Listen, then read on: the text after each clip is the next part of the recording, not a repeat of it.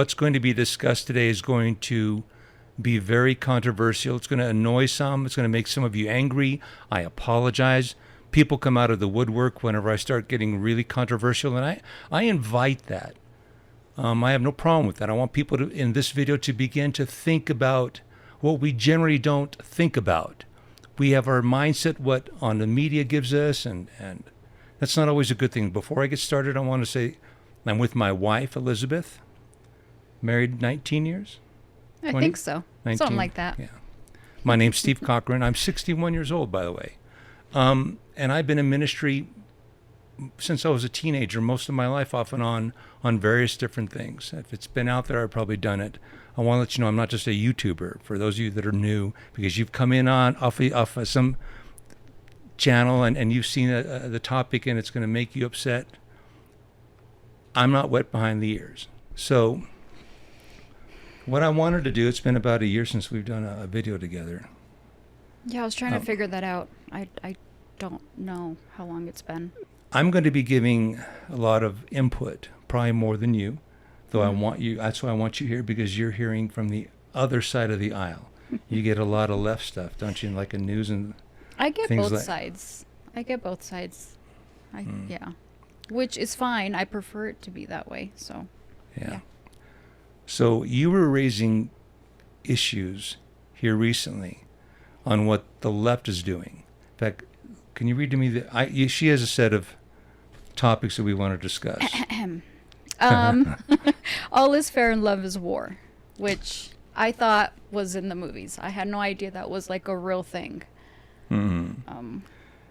Do you know what the saying means? I mean, No. all is fair.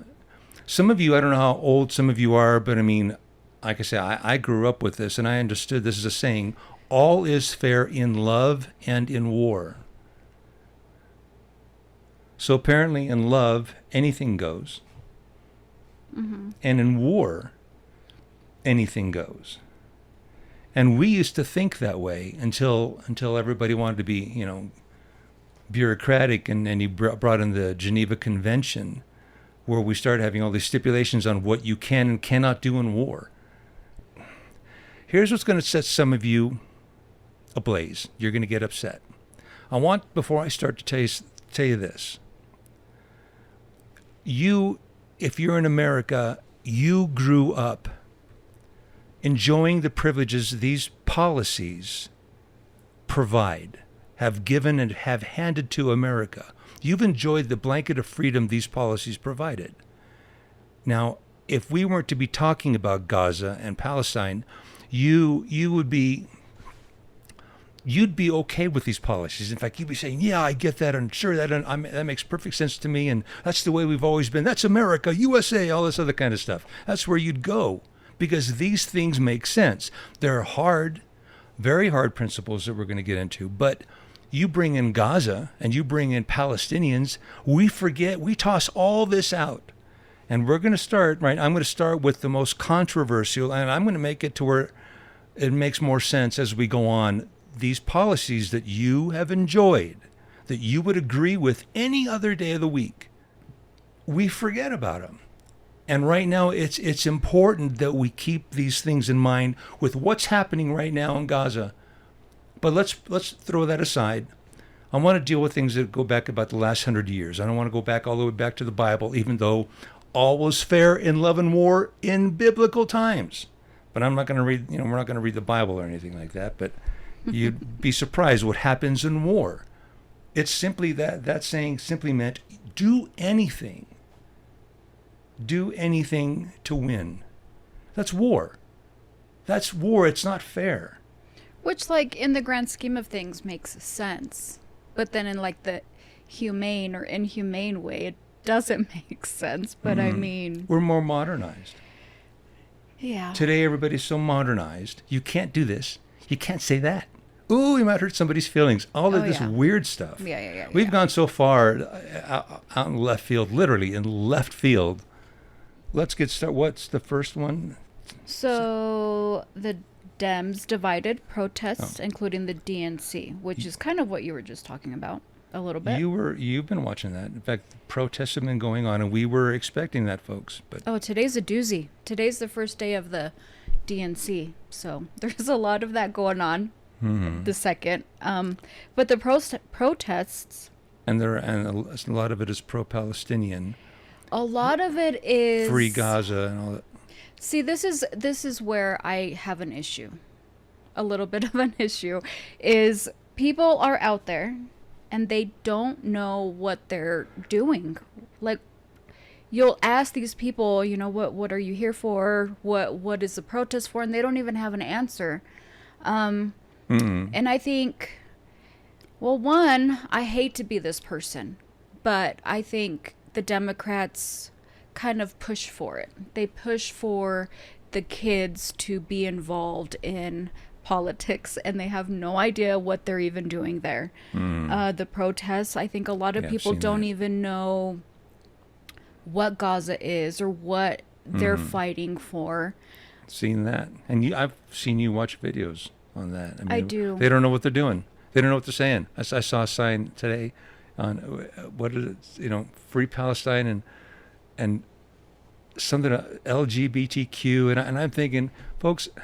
Yes, they don't know. Like, yes, there's these gay pride, LGBTQ things, and it's like, if you only knew, if you were over there, you would get killed. The ideology of Palestinians and Islam is what it is. Muslims. You're not gonna. There is no LGBTQ over there. That is about as hilarious. You'd all be dead. Dead. Yeah, they would. And tortured. Not just they don't just kill you. Oh no, they want to serve you up in a type of torture plate. No, they won't support you the way you're supporting them. They won't protect you the way you would protect them. It's very wrong. If you only knew. The first topic is World War II, the 2 atomic bombs used on Japan. Okay. Get a load of this. We send out leaflets, though we had done it not just with the atomic bomb. We would send out leaflets. America would send out leaflets, blanket these cities that we were going to carpet bomb. And we would tell everybody to get out. All we were after was really military targets. We did it again with, I forget, with Nagasaki or Hiroshima, depending on how you want to pronounce it, tomato. We did it. We did not mention that we were going to use an atomic bomb, but we threw out leaflets and we dropped the little boy. And I believe the first one was about 100,000 plus people were killed. Japan didn't surrender. We waited days, told them again, we're going to do it again. And I don't remember which one was first, Nagasaki or Hiroshima. And we did it again. And the total death count of everybody in these cities after we had warned them to get out, I got to tell you, if I was in the second city, I'd be vacating it. Just an FYI. However, the second one dropped, and it is estimated total combined. They're vague because we don't really have them. Anywhere from 150 to about 246,000, I believe, are the numbers that I looked up here recently, that died. Women, children. Now, again, the most controversial. I looked this also up. People say, well, how can you do that? The president, who obviously said do this, was asked, and I know I'm not going to say this exactly right, but this is basically the gist of what he said. Why did you do it? And he said, can you imagine what I would have had to tell the millions of mothers who lost their sons and daughters? I know, that's sad. Of mothers that we would have, that I forget again the words, that would have been dead. We would have lost it, knowing that I could have stopped the war immediately. That's a hard case, folks. It's a hard case to think this is what we did. And on the flip side, was going to be done to us. You say we shouldn't have done it. why you might not exist today. In fact, if you did exist, or whatever it would be of America, would not be what we've known or at least enjoyed today. It was a do or die scenario. And in the case here, that I would say the only legitimate argument that makes sense, how many deaths are we going to prevent? We will win the war, and it won't be used on us. What's the next one? So the next one is the United States policies with terrorists. Oh. Why would the United States not negotiate with terrorists? Period. Now, it didn't mean we couldn't do whatever we wanted. We couldn't go in and take them and all, whatever. But we were not going to negotiate with them. And the thinking behind this is hard. It's hard to go with this thinking, folks. But listen to me for a minute. Somebody gets kidnapped. Terrorists give us our money. The United States says, no, sorry. Well, we're going to kill them. Sorry. Now there's hostages everywhere. Oh, we are not what we were. Mm-hmm. The point is, and you say, well, America's just going to let them die? We would just let them die? Just that's it? Yeah. And it's just hard because, like, I understand, like, I understand the concept, but then I also understand, okay, then they're not messing around. Like, we can't keep bringing in hostages if it's not working in our favor. Doesn't profit us one bit. Yeah. We're not going to get anything. Right. But the terrorists learned and would learn until we decided to get stupid. But the idea was some people would sacrifice their lives. They would be sacrificed. And I would argue this, I'm going to make this point a couple times. The minute they were taken, they were dead already. Right. They were dead already. When this policy was done, these people were dead already, and I'm sorry, but we would not negotiate. And from then on, you get to instill into the terrorist mind there's no point in ever kidnapping any Americans anymore. Right. Because America would not negotiate. Therefore, you save lives that would be in the future. Mm-hmm. You save kidnappings. It's a hard lesson, but it's a proper one that you and we used to believe in. If you're an American, used to believe in. And it worked. Yeah. Until now, it didn't matter. Everybody, it's all fair game. Everybody has hostages now. When kidnap, and who knows what you're going to get? You might get 1,000 terrorists in return for one guy. Yeah. You never know that. Yeah. So anyway, I hope you get the point. Do you understand the point, folks? This is what I need you to grasp. The reason we did that. Yes, some people would be sacrificed, but eventually the idiots would get it. What's the next one? The next one is 9/11 engagement. What happened on 9/11? Do you realize what happened? For the first time, Americans got to experience terrorism, what it really meant. Talk about kamikazes. 9/11 happens when we got about, I don't remember the exact time, so I believe it started about 8:50, something like that. The first plane flies into one of the Trade Center towers. We thought it was an accident, or we didn't really know. Nobody knew, but yet you have a United Airlines flight, commercial flight, flying into one of the towers. Insane. Shouldn't have been down that low. Didn't make any sense, but nobody was able to label it what it was until the next. Right. About 15 minutes later, if I'm correct, flight, another United Airlines flight flies into the second tower. About 15 to 20 minutes later, we all clue in. Yeah. We are being attacked. This doesn't happen. Remember this, folks. You went through this. You who have issues, I need you to hear me for a minute. Put Gaza aside. Please, is it possible? We now know we're being attacked. We then have, I don't remember how much longer, the Pentagon, by another United Airlines flight, flies into the Pentagon. The president at this point, came up with a great idea, or at least his advisors told him, ordered all planes onto the ground. Everybody land. I forget the numbers were staggering how fast everybody had to land. Because eventually got to a point, if you're in the air, they were going to shoot you down. I forget that order came later, but that was after this next incident I'm going to tell you. But anyway, he ordered all planes on the ground. It's amazing how fast, and they were all, at this point, listen to me, they were all either accounted for or on the ground. Does that make sense? Mm-hmm. Yeah. Everybody, we had so and so's on the way, or they're getting ready to land.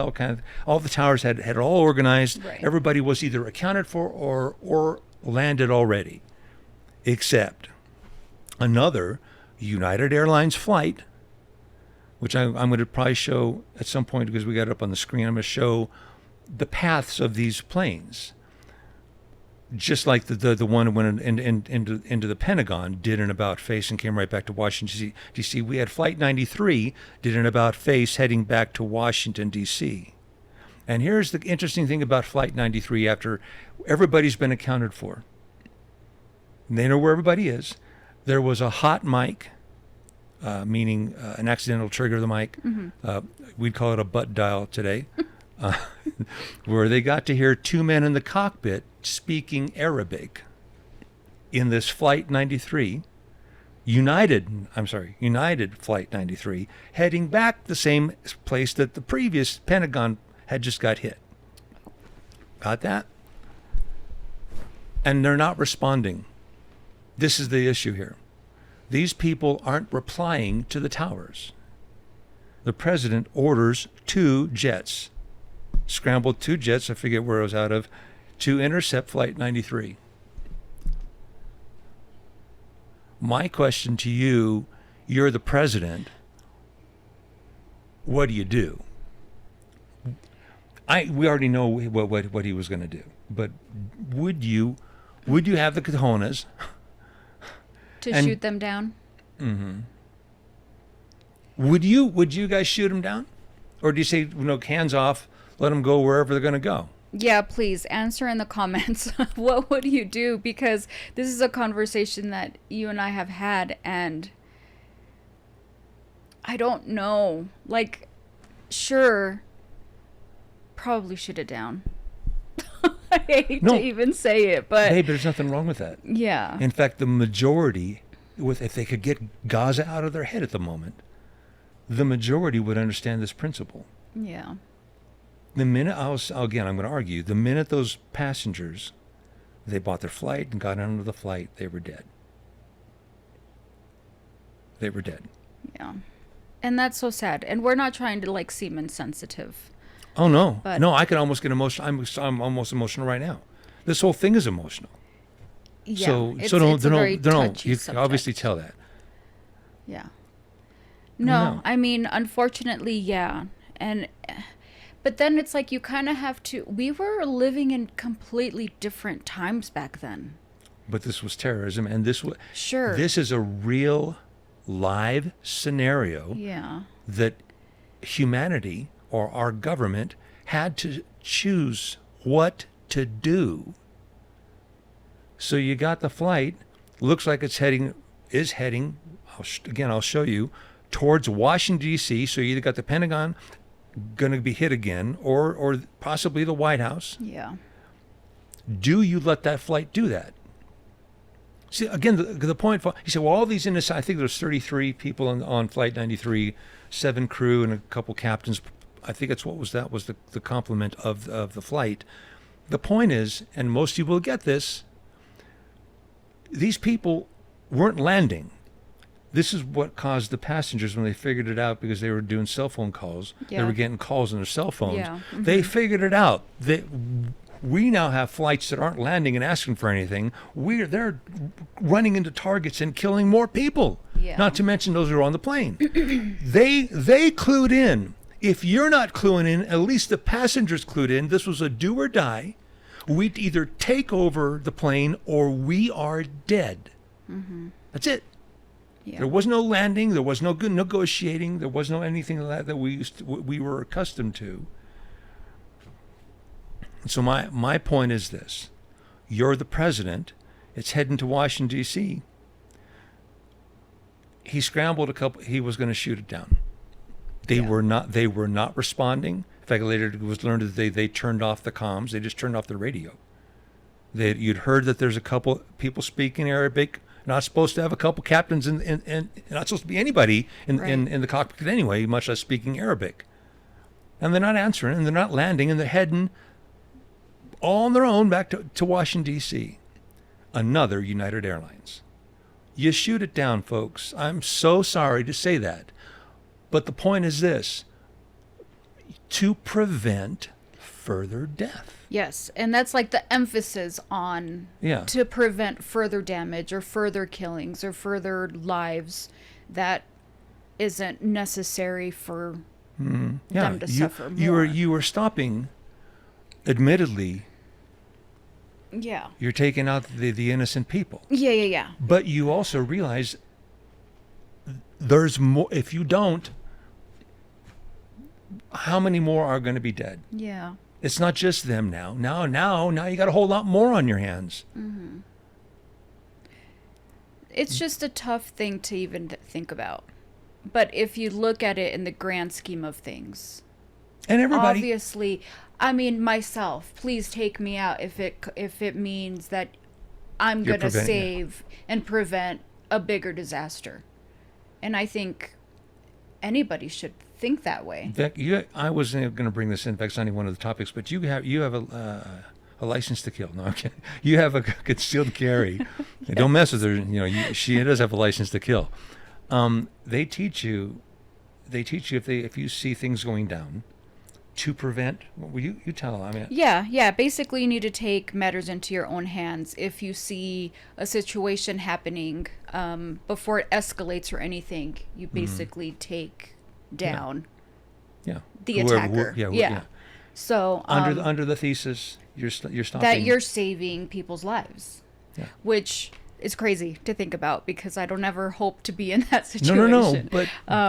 But I mean, life is sacred, and I would take another life to save other lives, innocent lives, and I would rather my life be taken to save other lives. I mean, that's proper. That's appropriate.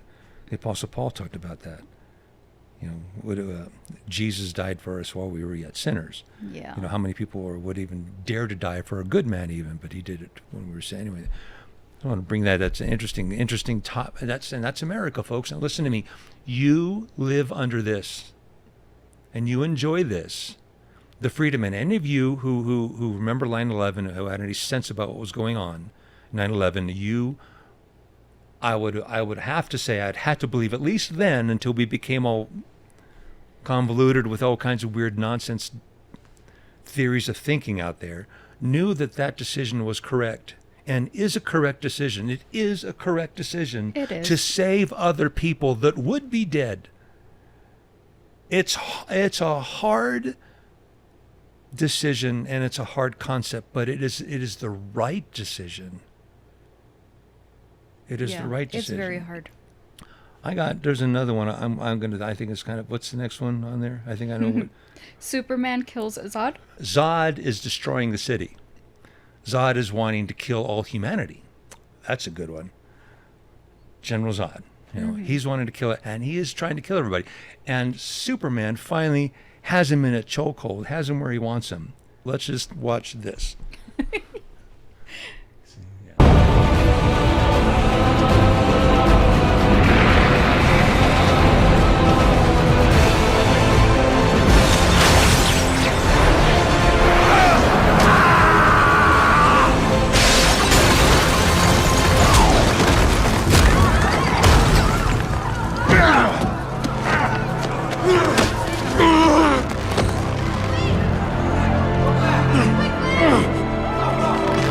If you love these people so much, you can mourn for them. Don't do this! Stop!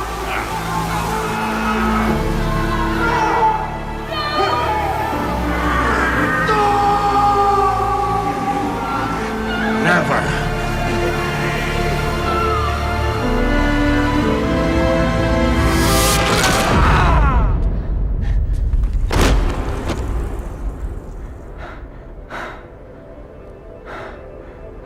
So did he kill the people? He went in the direction of the people. The way he acts is access. They don't show.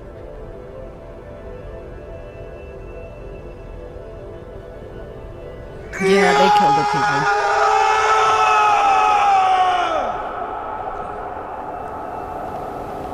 Yeah, they were like just a foot away, so they didn't even went that direction.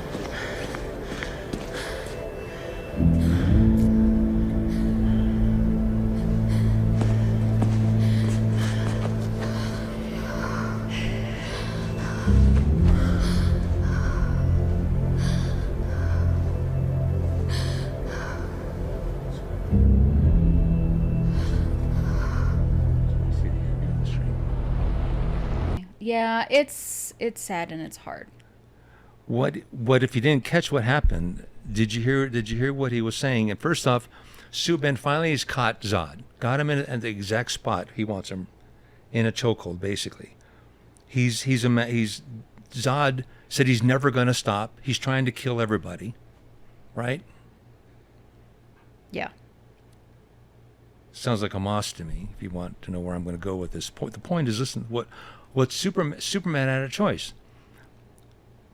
Because I'm going to tell you again, the minute Zod determined, shot out his beams, those guys were dead. Because the point is either Superman can make the choice to end it here and now, because I don't know if you saw this, so Zod was he was within 1 foot about of where he finally got to the people. He's going this way, and Superman's trying to hold his head the other way, but Superman said, "I'm going to kill you." Yeah. And he allowed it. He just went with his head, and it made his head, he broke his neck. So he went that way, and you saw the way Superman reacted. He's sitting there looking at him. He killed him. There's some people who said, did he die or whatever? I think the movie's implying they died, whether or not. I mean, his reaction alone is obviously like. Yeah. So my point is that they were dead. They were dead anyway. Because of Superman, okay, so let's say Superman, he should let him go and try to recapture him at another point where, well, what would have Zod done? It just went like that's all he would have done. Yeah, it's like so you one can't of those, let go either. Yeah, those situations of like, it's easier said than done, and you when you're put in a situation, you don't. You can't just say my think. hands. Yeah, you just do. When you have somebody, listen, folks, when you have somebody that's intent to kill you, you get he had him. Yeah. He had him where he needed him, and he made the choice. One more family. Yeah. But at least the rest of the world doesn't die now and all this other stuff. Yeah. And it's too bad having somebody who's so intent. And I'm going to go so far as to take this. If you heard the way he was talking, Zod was talking, I would say that's simply Hamas. Yeah, it's pretty similar. Hamas has said, we're going to do it again and again and again and again. Yeah. Now, you either can believe that or not. Of course, the history has shown that's exactly what they've intended to do for all along. The end game is this, folks. What do you do if you have somebody who's intent to kill you or your loved ones or your family? I mean, I know you all have your perspectives. You say we think you may be siding with Hamas, but Hamas wants to kill more innocents. I know their end game. I also know Israel's end game. If Hamas would just stop, which they won't. They've committed to again and again and again. They are Zod. Do you when you have them where you want them in Gaza? Literally cornered now. Egypt don't want them. Israel don't want them in there either. They got them. They have them where they want them. Literally in the chokehold. Mm-hmm. And something else people are not familiar with. Listen to me, folks. This is not like, and I thought about it, this is not like the passengers that got onto the plane Flight 93 and had no clue who the captain was or would eventually be. Those are real innocent people. These people, you people who are citing, now, you hear me for a minute. The residents of Gaza, before they were locked in, elected Hamas into power. They elected them as their captain, let's say. Yeah. Right? You're our captain. whatever Hamas did or does, the people that voted them in share responsibility. I don't care whether they knew everything Hamas would do. I'm going to tell you, first off, they do share the same ideology as Hamas. They're Muslims, folks. They believe in Islam. And they do, whether you believe it or not, like some people, it's obvious, hate Israel and want to kill them no matter what. And they're going to stand by their government that they elected these captains. They're not that innocent, I would say the babies are. The kids are. They have no control what their parents are doing. Yeah, right. I agree with that. Yeah, babies are innocent. It's sad for that. But these parents... So, let us look at Gaza, which for 18 years now has been under the control of Hamas, which last October started this war with Israel by slaughtering 1,200 Israelis, raping women, beheading men, and kidnapping 251 people. What I'll show you is footage from just the last few years.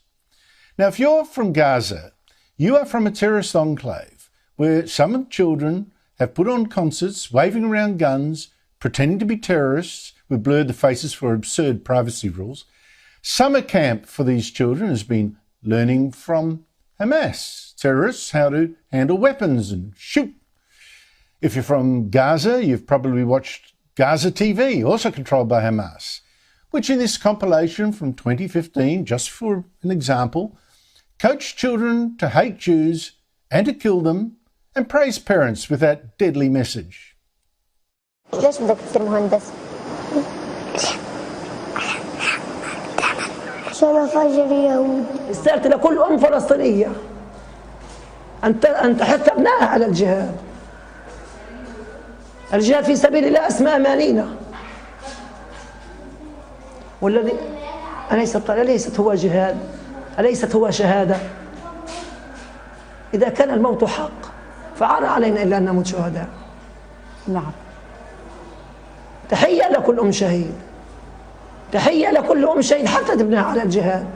والحمد لله رب العالمين، كل شباب الإسلام في قطاع غزة، كل شباب المسلمين في قطاع غزة يحبون الشهادة كما أعداؤنا الكلاب الكفار اليهود يحبون الحياة. نحن على هذا الدرب، نسأل الله تعالى أن نكون على هذا الدرب، ونسأل الله العلي العظيم أن يكون الملتقى. نحن ننجب هؤلاء بكثرة لندفعهم حتى للموت. Now, if you're from Gaza, you may also have gone to mosques, where imams have waved knives or worn battle dress, also preaching death to Jews. ليس لكم في بلادنا إلا الذبح. ليس لكم في بلادنا إلا الذبح والطعن. جيبوا صاروخ واربطوني عليه وابعثوه على تل أبيب، أنا جاهز. If you're from Gaza and wanted a bit of relief from this, you wanted to watch maybe a musical on Gaza TV, Hamas TV, it could have looked like this. Lots more guns. And if you went to the shops, you could have bought even perfume in bottles shaped as rockets. Hi, can I ask you to explain the flags to me? Which one? This is? Yeah. This is Al-Jihad. Al-Jihad? Yes. This is Hamas. This is, which one is Hamas? That's a Hamas flag? And this is the spokesman of Hamas, Abu Ubaidah. Why do you want to highlight Hamas at this rally? They're the one they're fighting. They're the only one they are fighting. The resistant group in Gaza or Palestine, which is Hamas. So this is the spoken man All for Palestinians are Hamas. For Hamas. All Palestinians are Hamas? Yes, we are. All Hamas. Where are you guys from? I am from Palestine. Okay. This guy from Palestine as well. And this flag, the green flag, what does it say? The Hamas flag? The only God. There is no God but Allah. Every Palestinian support Hamas, not just me. Every Palestinian support Hamas. Do you support October 7th? Who? October 7th. October 7? Yes, I do. What's wrong with October 7? You tell me. Women and children. What? Raped and murdered. What is this? Again, Israel is dropping leaflets on it saying, get out of here. And then that's the crazy thing of where they wind up. Do you know where these people are stationed? You know? It's very under their own citizens. I'm sorry. it's very cowardly what they are doing. They're stationing under hospitals and schools and Daycares, places yeah. where there's innocent lives. And to me, that's such a cowardly move. It's infuriating to me that people are so quick to stick up for the pro-Palestinian things they're when twisted. you don't Not the people, know what they've done to Israel. It's so sad. Yeah, it is, babe. All is fair in love and war. I don't know what to think about the Geneva Convention so much, other than I know this is war. And one day, it's going to be a do or die for you Here. and your family if you remain here. If you remain here, which is another issue altogether. We want to say, protect the innocents. Folks, these people are not that innocent. They want Israel dead. The innocent, I'm not necessarily talking about the babies and the kids, but those families, those parents, they're guilty. I'm going to say they're guilty. They elected their government and they side with, and they're going to stick with them to the death. You got anything else to say? That's basically. No, I'm done. I mean, I said what I said, and that was, it's just sad. Before we go, I want to say, folks, by the end of the year, the way things are going, all these protests and that is a part of prophecy that I've given. I related to a half hour of silence. I don't want to get into it. That we're dealing with our military hardware. We're so involved right now in conflicts overseas, which is another prophecy that's coming together. And the protests, everything that I'm seeing right now is all coming and culminating together. I want everybody to look for. There's so many things that's about to happen right now, but I'm going to tell you, get ready. I'm about to go official with something, but I need one other thing to happen. I'm going to tell you, folks, you need to get your house in order. This is going to be a video. When you see that, it's on. Get your house in order. I want you to start thinking about that. Before you close off, because I know you're about to say your thing, I just want to take a moment of appreciation. Oh, good, sure. That's it. And I know this is going to be like completely way lighthearted compared to what we were saying, but I just want to say thank you for everything that you do. Me? Or and I'm going to cry. Them? No, you. Me? Oh, babe. And it's just like, just how far you've come since, your cancer. And your last video, you guys, I don't comment a lot on the videos, but last video in particular, you just looked very spunky and you were kind of like back. And what you guys don't know, and if you pay attention, like, he will have these videos off the cuff, no cuts, and just like go through the videos, and it's just like there was like a little glimmer of what you used to do before. And yeah, I can do no wrong in your no, but because I you don't just know. I'm just so perfect. And you guys, he did mention it, a lot of you guys aren't subscribed, but that does boost the channel. And just engage a little bit. Yeah. And there were some heavy topics in today's video, so if you guys could just comment what you would do and what do you think, because it's hard to answer. No. So, but anyway, that's it. Sorry, that's all I wanted to say. Thank you, babe. Look for more to come. Until next time, take care and God bless.